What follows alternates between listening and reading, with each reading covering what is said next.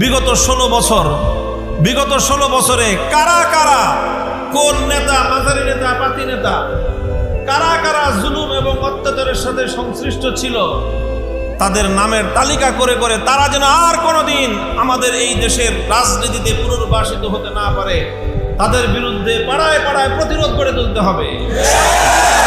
গ্রামে গ্রামে প্রতিরোধ বাহিনী গঠন করে ওই পরাজিত জালিম শক্তিকে রুখে দিতে হবে। সর্বদলীয় সংগ্রাম পরিষদ করবেন, প্রতিরোধ সংগ্রাম পরিষদ গঠন করে বাংলাদেশে কারা কারা 16 বছর পর্যন্ত মানুষের অধিকার নিয়ে ছিনিমিনি খেলেছে তাদের নামের তালিকা করে এলাকায় এলাকায় টানায় দিবেন এবং সেই সমস্ত লোকদেরকে এলাকায় কালো তালিকাভুক্ত করে অবাঞ্ছিত ঘোষণা করবেন।